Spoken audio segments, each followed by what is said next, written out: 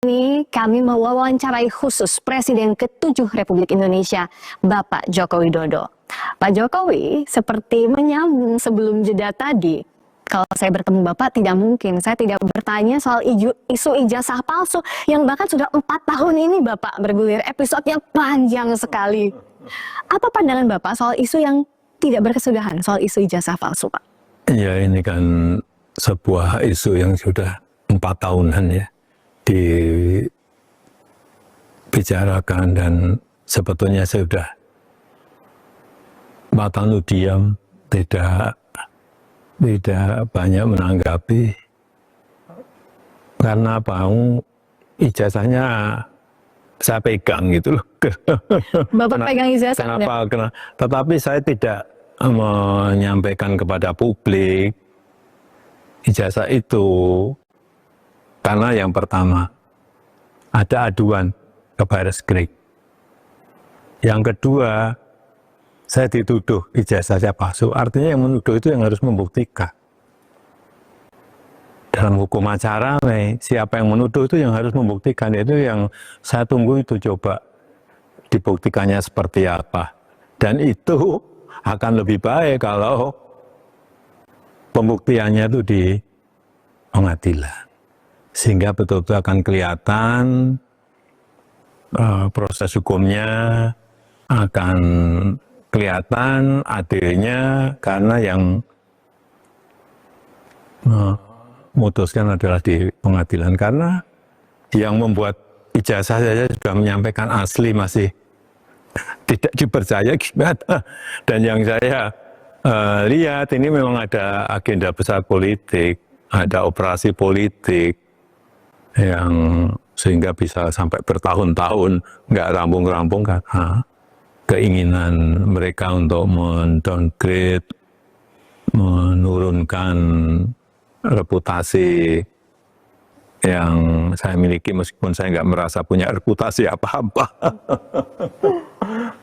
Ya, menurut Bapak, kenapa? Apa dibalik itu? Menurut Bapak, kenapa harus diturunkan reputasi Bapak melalui isu ijazah ini? Ya, mungkin untuk kepentingan politik. Kenapa sih kita harus mengolok-olok, menjelek-jelekan, merendahkan, menghina, menuduh-nuduh? Semua dilakukan untuk apa kalau hanya untuk main-main? Kan mesti ada kepentingan politiknya di situ. Tapi sekali lagi, mestinya dalam masa-masa ekstrim seperti ini kita konsentrasi untuk hal yang besar. Untuk strategi besar negara, untuk kepentingan yang lebih besar bagi negara ini.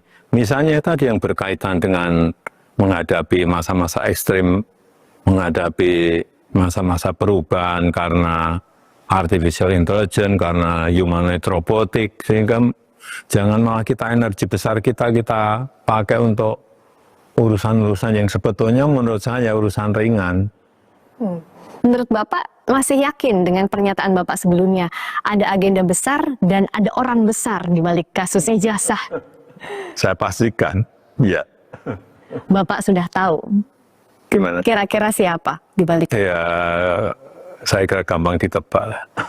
Tapi tidak perlu saya sampaikan. Dan Bapak tadi mengatakan bahwa lebih baik ini dibawa sampai ke ranah hukum.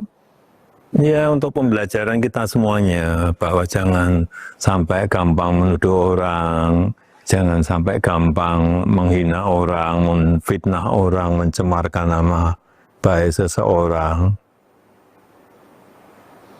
Kalau ada pertanyaan ini akan ke ranah hukum saja, Bapak membawa ini ranah hukum saja, atau ada kemungkinan mediasi?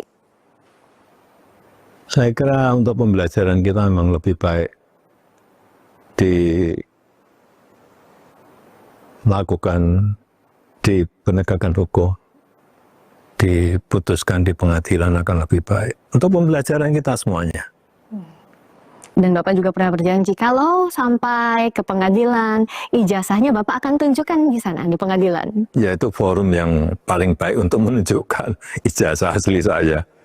Dari SD, SMP, SMA, universitas semuanya kan saya bawa.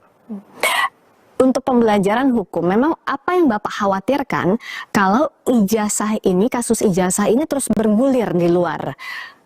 soal tudingan ijazah palsu? Ya kan bisa terjadi tidak hanya kepada saya, bisa ke yang lain, bisa ke menteri, bisa ke presiden yang lain, bisa ke gubernur, bupati, wali kota, semuanya dengan tuduhan asal-asalan. Tapi kalau menuduh dengan bukti itu yang baik. Menurut Bapak, seharusnya tidak ada kasus tudingan-tudingan ini lagi di kemudian hari? Ya ini untuk pembelajaran kita semuanya. Selain kasus ijazah, sebenarnya sebagai presiden 2 periode yang sekarang juga sudah purna tugas, tapi tentu pandangan Bapak terhadap bangsa ini jadi penting. Apakah ada kekhawatiran di benak Bapak soal masa depan Indonesia? Ya, saya kira kita dilihat, sekali lagi kita dilihat oleh negara lain itu dijadikan contoh karena stabilitas ekonomi kita baik, stabilitas politik kita baik, sampai di era Presiden Prabowo ini dipandang oleh negara lain bagus, sehingga jangan sampai pandangan ini